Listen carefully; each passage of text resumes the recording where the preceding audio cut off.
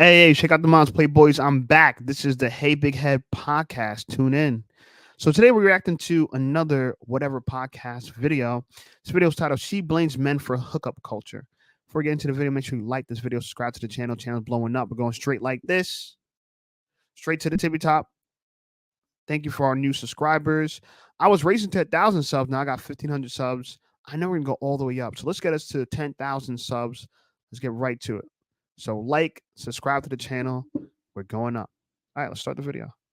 I just have a question for you. I know, like, in the past, you've mentioned that it's different if a man has a high body count than it is for a woman. And I was just asking, do you still agree with that? And if that's the case, why do you think so?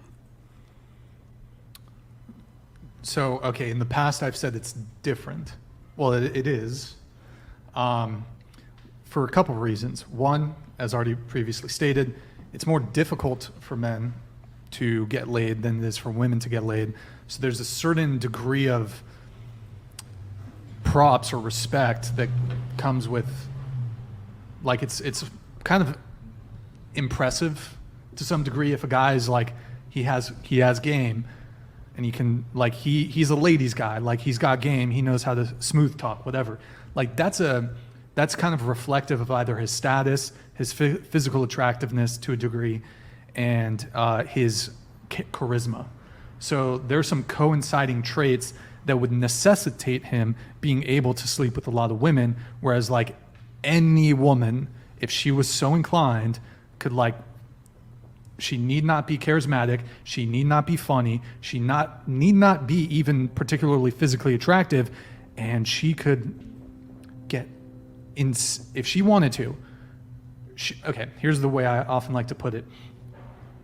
An average woman has the equivalent sexual pull of basically like a top tier male athlete, A-list celebrity, musician, actor. Like, if a woman was so inclined, she could sleep with 5 guys a day. 5 new guys a day, average woman, if she wanted to. Yeah. Whereas in order for a guy to be able to do that, he has to be in like the top 1% of people. And usually for a guy to be able to do that, he's going to have like some pretty insane status. So either athlete, musician, actor. Would you say that a woman that has a high body count would you say that she is not a high value woman? And if that's the case, would you say the same thing for a man who has a high body count, as in not a high value man? Well, I don't like this term. In the same way, I don't like the term high value woman, high value man, because it's kind of, I don't know, it's kind of like the alpha beta thing. I don't like that sort of terminology. But do I think a woman who has slept with a lot of men, who has a high body count, do I think she would be a suboptimal partner? Yes. Am I less attracted to her because of that? Yes. Would you say the same thing for a man, though?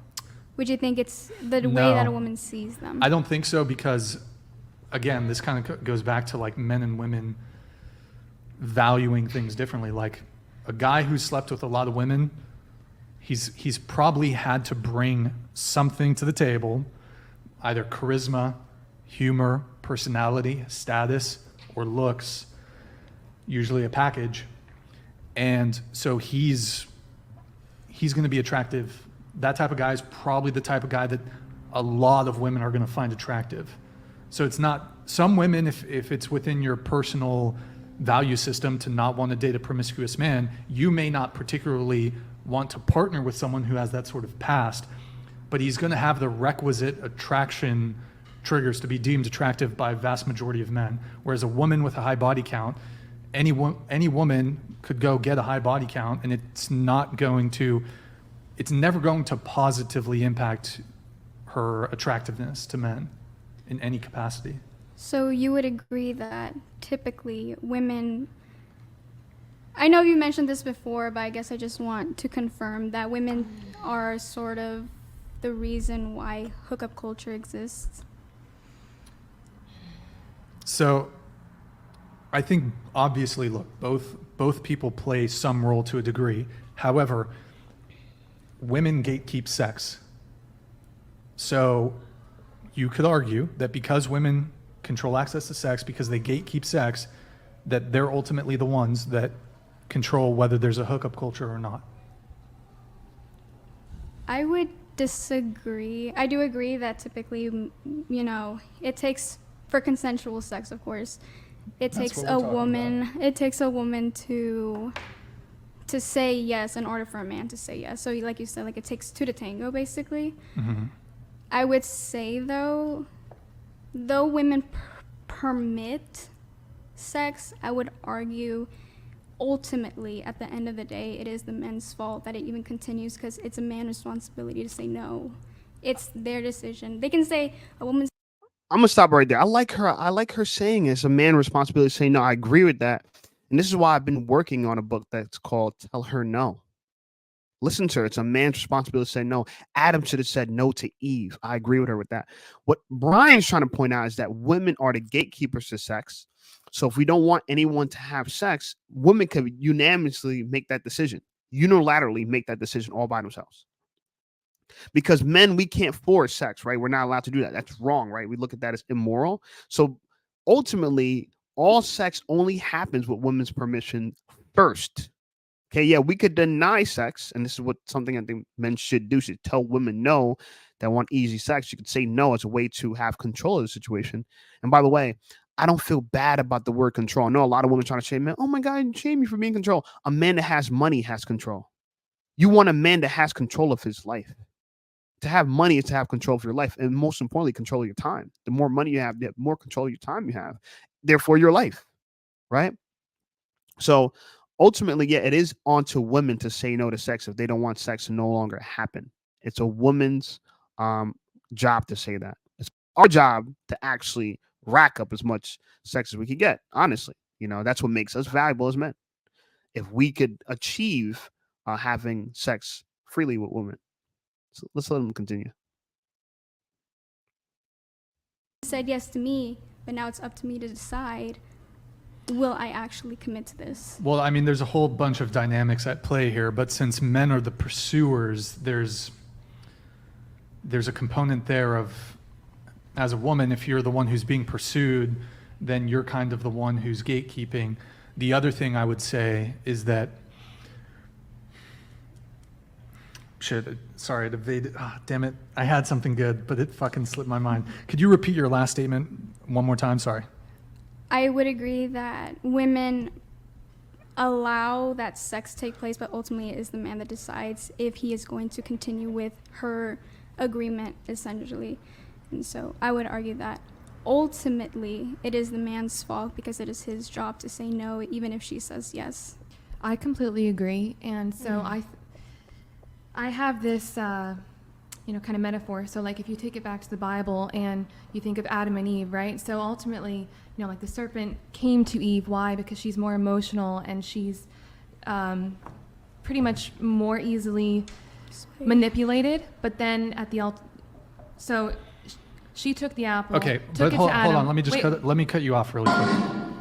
Well, however, and I don't object to religious arguments. However, not everybody subscribes to your religion, therefore it's not... No, but it's just a story, right? So okay, ultimately, all right, she gave the apple to Adam, and Adam could have said no. So ultimately the fault is on Adam, because why? It is his role, right? If you just think about the story, all right, so men are supposed to be leaders, men are supposed to be, in charge, they're supposed to be the caretakers, the providers, and he's supposed to say no to her when she's out of line. So therefore, if he says, and he, if he permits it, and she's being promiscuous and he's going to permit it, ultimately he has a certain amount of accountability that if he is going to lead her, he is leading her in the completely wrong way.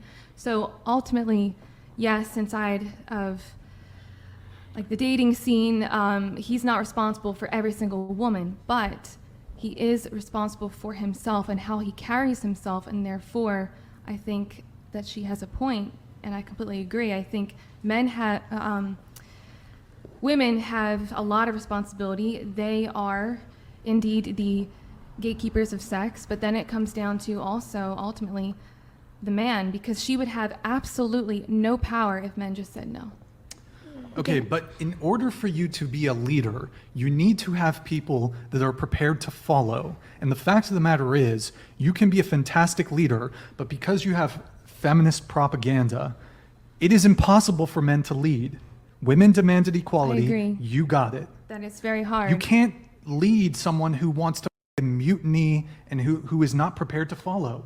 Here's the thing, a lot of women want leadership, and they're honestly biologically and evolutionarily attracted to leadership traits in men. Yeah. Decisive, dominant, masculine, Yeah. leader. However, again, these same women do not want to follow.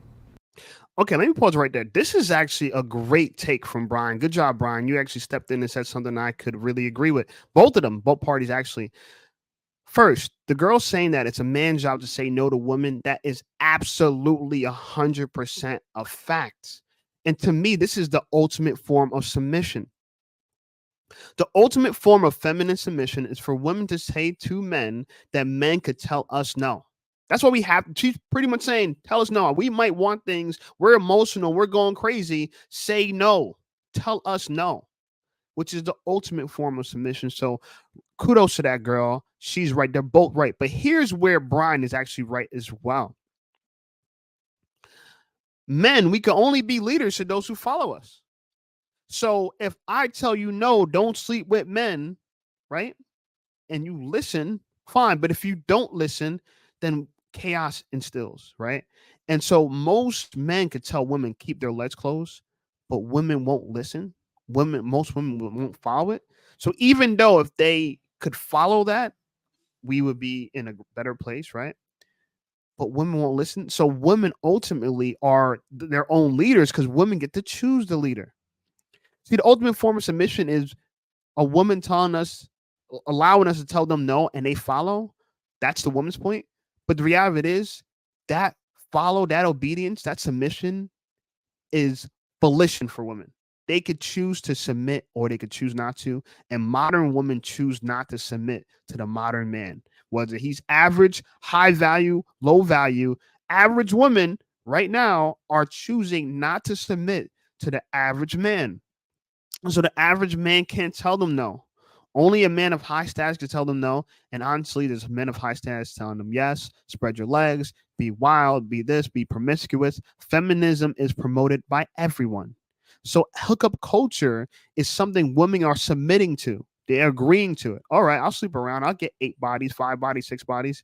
They'll do it. But it is under the submission. They're submitting to something and they're submitting to feminism. We need women to submit to masculinity again. Will they submit to masculinity again? I don't know. But right now they're submitted to feminism. Let's continue with the clip though. It's a good, great clip. I'm glad to react to this video. Mm-hmm. So, And I agree with you. I Now, think there's a lot of more women. now. Yeah. I feel like that's I'd just say. become a common thing now. That's just now trying to be this trend, in my opinion. And look, I think both men and women bear responsibility here. I think both men and women have accountability.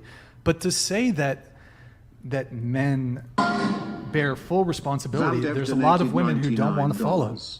It's only a small percentage of men who participate in this was the hookup point I was culture. gonna That's why so many women find themselves in situationships. Ladies, stop gaining bodies and start gaining muscles. Thanks, Brixian, for the new muscles mommy preference. What? Yo, Valdiv, thank you very much for your TTS, man. Appreciate it. Who are you talking? Who's the muscle mommy at this table? Can we get some- I work out. Can we get some bicep, little double buys? Is this a muscle mommy right here? It might be her. Okay, there you have it. She's got some guns too. There you go. You work. You be in the gym. I was actually, be out there. I actually had written down the percentage there because that was one of the points I was going to make. Is that when it comes to, well, shouldn't your point was it's men's fault, kind of like when it comes to it's hookup really- culture, like it's men to blame. But if I were to tell you that more women engage in hookup culture than do men, what would you say to that? I would say that the women wouldn't be able to if the man didn't, if the man said no in the beginning. But She okay, can hold on. say- Let me just clarify one thing. Let's say there's 1% of men who are like hyper attractive men who can have their pick of a bunch of women who are never going to commit to them. That one so I mean, you're telling. Wait, can you repeat that last part? Okay, so. Well, my position is it's not like an equal distribution of people engaging in hookup culture. There's a higher proportion of women who are engaging in hookup culture than there are men, because women are more capable of engaging in hookup culture. So what's happening is, and this is backed up by what's going on dating apps, you have women who are swiping no on 90% of men. They're matching with a very small percentage of men on dating apps. These same preferences can be preferences can be observed, generally speaking, although most people are meeting online, so dating apps, social media, Instagram. But even before all of these, women are trying to get the best that they can. Big Teddy donated $99. Uh-oh. This question is for Camilla. Oh, is she gone? This is your Rip. ex, Cody. We'll It's pull it. embarrassing We'll that trigger we it had again. to break up because you wanted to start an OnlyFans. How do you even live with yourself? Brother, you should have waited till she came back from. I'll trigger it when she's back. I'll trigger. Yeah, that's fine. Let me get it going on this for a little bit real quick. A couple things. I love the idea that the women are saying it's the man's fault. And the reason why I like this idea is because they're pretty much saying that it's a fault of leadership. I completely agree that what's going on in America is a leadership fault. Problem is, and this is where Brian has some truth to it, it's not a lot of men making this decision, right? It's a small amount of men that's agreeing with feminism and a large amount of women agreeing with feminism. But ultimately, as a whole, the leadership of America is under this feminine guise where promiscuity is freedom, right? And that women are taking back their freedom. They need to be sexually liberated. They're free from the leadership of men. And they're right. They're liberating themselves from the traditional masculine leadership.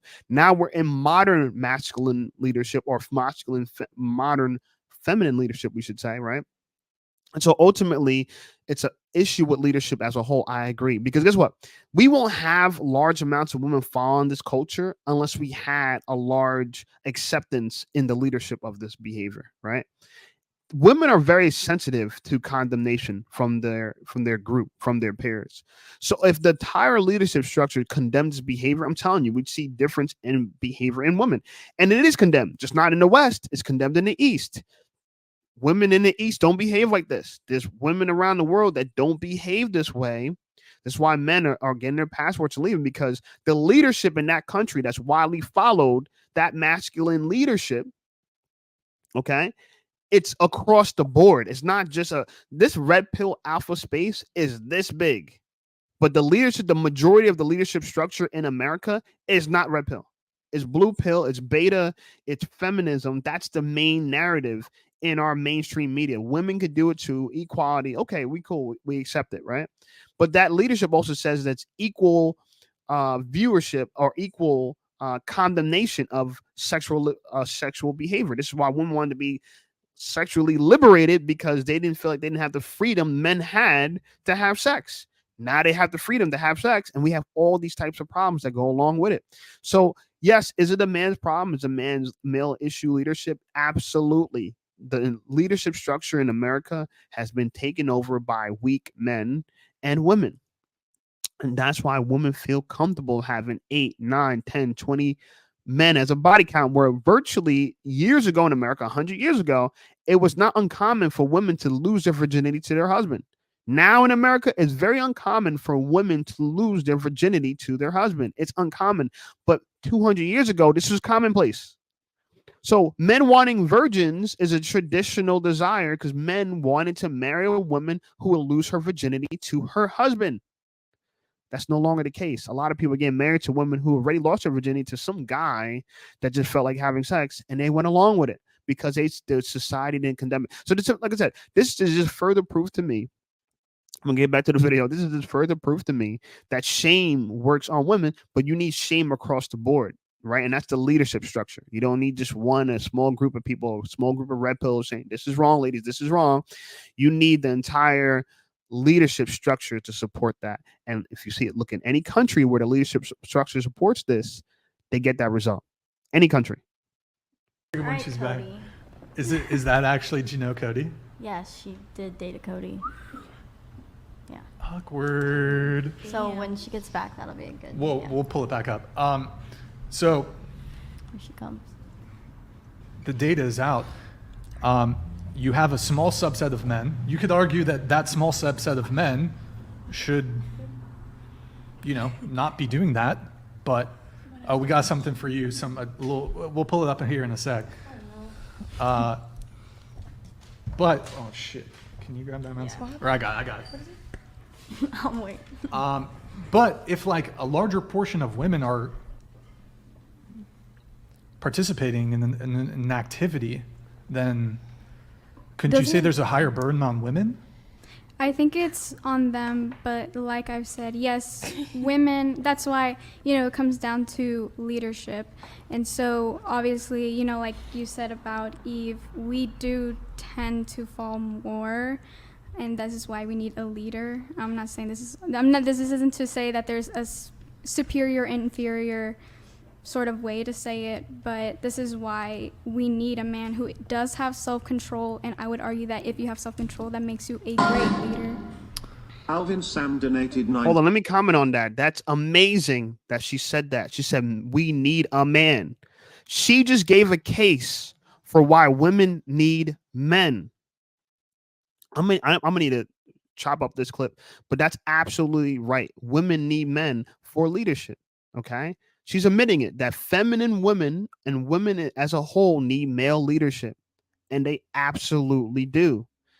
But in my community, we often heard, I don't need a man. And I don't actually, and what you can look at that is, I don't need leadership. But you do need leadership. You do need, men are not just wallets. We're leaders. We're the ones that should be able to have the final say, see, women get the first say, men get the final say. That's what they're saying. Ultimately, men can say no. But we need more people. You know what I'm saying? We just need more people. We need this to be the popular leadership structure. And it's not the popular leadership structure. The leadership structure right now is feminist. Women are equal. Women can do anything. Men can be women. Anyone can use any bathroom. That's where we're at. Fine, fair enough. That's where we're at. But this is the results of where we're at. I like America, even though this is still going on, to be honest with you. I don't have any beef with America because of this. I mean, that's a downside to America, but America has so many benefits. You just have to take the downside with it, But yeah, that was a beautiful take from her, and I agree. Women have the first say, but men have the final say. And so our no is final. And that's ultimately what she's saying. $99. Hookup culture is entirely on the woman. Women have a greater urgency than men to attain a relationship. Therefore, she needs to make the right choice. Therefore, it is entirely her fault. It is not men's fault because men are judged whether he succeeds. I think sometimes it's hard to make the right choice, though, as a female. Like you said earlier, how guys can lie just to get into your pants. Sure. So you'll think you're making the right choice, and they end up just doing it to get another body on their roster so that they're looked up to, because they, when in reality, what you were hoping for was something different. And I think that happens a lot of the time, too. And also... Oh. Cole, tell that Asian bee to take her hat off. Okay. Thank you, Cole. No. See? No. That's the point we're talking about. See, we could say no, but she gets the first right of refusal. She could decide if she wants to submit to that. She's going to say no, as in she's saying no to his leadership. But there's someone that could get her to take the hat off. It wasn't him. And that's kind of the difficulty of this. Like, men and women kind of have equal power, because women gets the first no, men, we get the final no. And ultimately God gets the ultimate no, right? I mean, if you believe in God. So yeah, and that's the issue there. I just wanted to make sure I touch base on that. That kind of showed the proof that Brian has some truth to it, and then she could decide to follow you or not. Oh, hold on. Oh, actually, I'm not going to play that. Thank you, Cole. Appreciate it. Also, I don't know if you meant it this way, but when you said women gatekeep sex, yeah, because guys, they want it and girls can get it, but they gatekeep it. I don't know if you mean it this way, but it almost sounds like because a woman doesn't want to have sex, they're restricting sex, but guys want it all the time and we'll just give it and want it all the time. But since we don't want to give it, we're gatekeeping it. And gatekeeping is kind of a term that is usually like not the best thing. Like, oh, you have this hair product that is going to make your hair amazing, but you're gatekeeping it because you don't want anyone else's hair to be amazing. Well, I mean, there's different definitions of being what gatekeeping is, but perhaps that's just a semantic difference, but basically gatekeeping is essentially you're the one who is controlling who gets to go in, who doesn't. Yeah. You're at the gate. You keep certain people out. You allow access to certain people. And I feel like that makes sense for if it is just a bunch of hungry men that want to have a bunch of sex and add to their rosters. If we have to be and choose the right person, then we should be gatekeeping if that is the case. You know. Sure. But yeah, they're both right. It's a double right? If you allow it, two things could be right. There's a conflict because ultimately, if you could decide if you want to have sex and I could decide if we want to have sex, we both have to agree, right? We both have to consent to it. You could consent, but I don't have to consent. I can consent. You don't have to consent. That's a standard of where it is, right? Men almost ultimately consent to sex with women, right? Unilaterally, without, unanimously, right? We all just consent to most women. Women don't consent to most men. They consent to a few men, and so that's why we consider women the gatekeepers. But ultimately you need consent on both parties' sides to have consensual sex, right? And so, but men get the final no. That's the thing. Women get the first. The even sex is not even on the table unless a girl says, "Is it on the table?" She allows it to be on the table. Then what's on the table from there, the man can decide if he wants to eat from the table or not. So that's kind of where it is. We get the final no. Women get the first say. We get the final say, right? And so this is why it's just important to understand the dynamics of both parties. So this ties into what I forgot earlier, is that I think a lot of the issue is that it's this us versus them. It reminds me of that Spider-Man emoji where they're all just pointing at each other. It's just this like divide. And there's an argument for both sides because I think about the same like analogies of Eve being able to be more manipulated and a man being the leader and all that. But unless you just want to go on and on for entertainment purposes, which is fine as far as education and healing and change and all of that, we have to like come together and less pointing the finger. And that's just what I was thinking. And also earlier you were saying, you were saying that, and I think it's just a matter of semantics, honestly, because a lot of people like misdrew like masculine and feminine energies, but a man like constantly just leaking his sexual energy and like chasing women. And again, no judgment, blame, or shame on either side. Shame and judgment and blame don't help. Again, it just creates a bigger divide.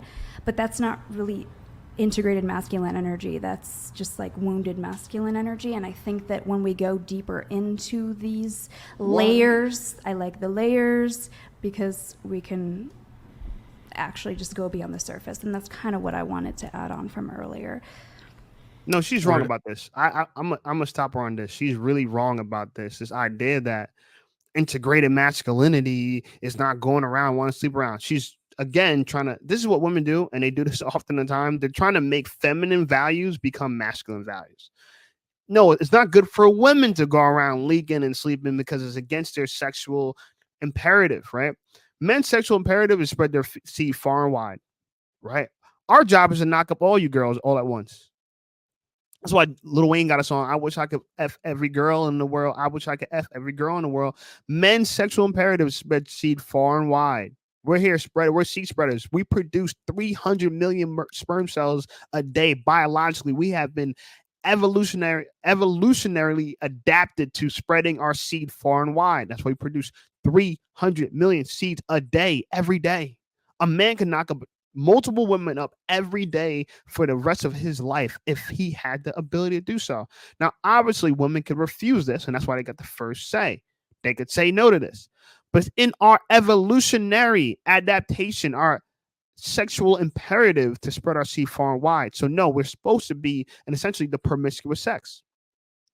Women are different. They're looking for the best and most valuable seed. So they have to be sexually selective, right? They're the sexually selective sex.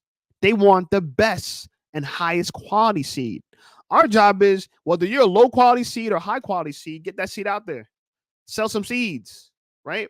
And women, they're going trying to buy the best seed. That's the difference.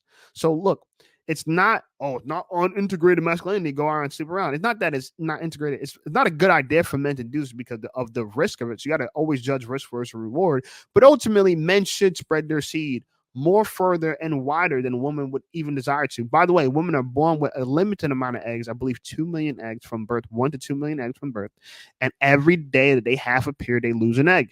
And they've been losing eggs since they started puberty, right? That's what their period is. Those eggs being released, right? It's a bloody thing. Bloody hell, you got to release eggs, right? Men, we don't bleed. We reduce sperm without bleeding. There is no tear in our flesh. We don't have to bleed. There is no blood. We don't lose no blood. We create sperm every day, millions and millions of sperm. This is where men have their sex drive. This is why if you cut the balls off of a dog, he loses his fight, right? There's no longer no fight in the dog, okay? Our testosterone, which, you know what I'm saying, you know, it predominates in our testes, right? And I guess designed by our testes. It really single-handedly is a man's drive. His drive is his motivation. His sexual drive is his professional motivation. So men are trying to become the best seed and women want the best seed. That's the whole dating dynamics, you know, in a bunch. All right, I'm going to stop it here. I think this was a good video. I had a lot of fun doing this video. I think what's important about it is that we have these conversations and we try to come to some understanding. We all should be learning from this, because the better we understand each other, the more we can forgive each other. And that's what we need to be able to forgive each other, and we need to understand each other better for that. All right. Like, comment, subscribe to the channel. Channel blowing up. I appreciate you guys. We're almost at 1,500 subs. That's awesome. After getting monetized, we were already 50% more than we were a few weeks ago. And I know it's going to keep going. So please like, share, subscribe. Talk to you playboys and playgirls later. Peace.